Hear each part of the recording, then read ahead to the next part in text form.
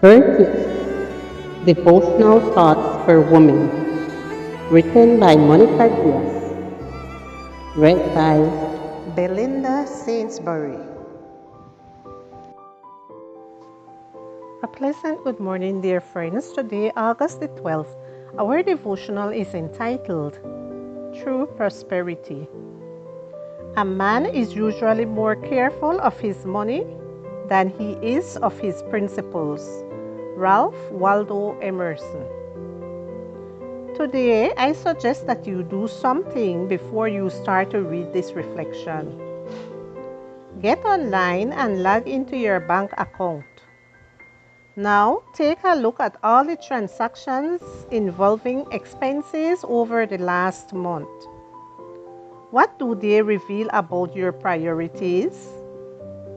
Are they in tune with the converted life of someone who longs to quench the thirst of her soul and be virtuous in every sense of the word? Or is the percentage of spending that reflects the materialism of the culture around us too high? For example, analyze the trail your bank transactions leave as related to your love for your children and your desire for them to be respectable people. What do you buy for them the most? Things to simply satisfy their physical needs, or also to meet their emotional, intellectual, and spiritual needs? Can the trail of your relationship with your husband be seen in your spending history? What do you invest in him, and what are those costs aimed at? And what about your view of church? Does it leave a trace in your bank transactions? What does your checking account show about the impact you want to have on the world? How much of your expenses last month was destined to providing love to others outside your circle?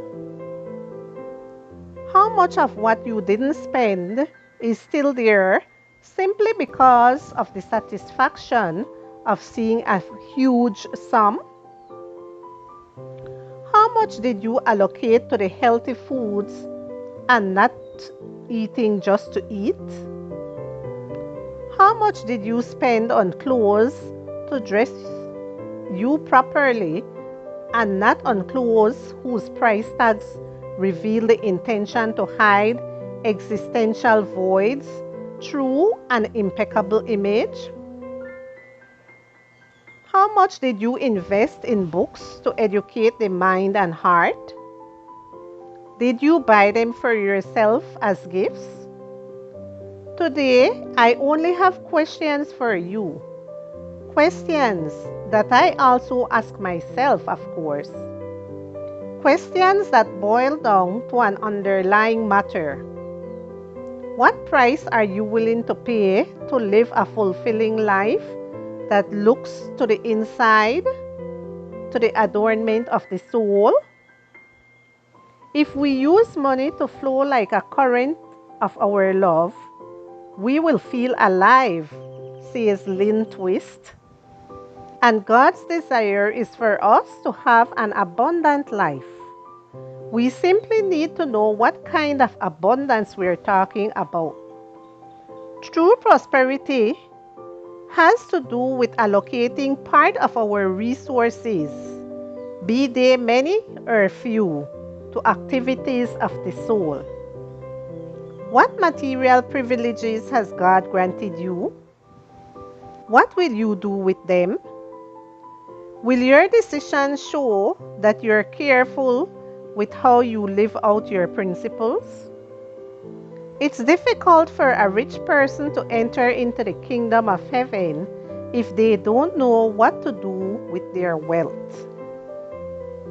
Provide for yourselves purses that don't wear out, and save your riches in heaven. Luke chapter 12 and verse 33.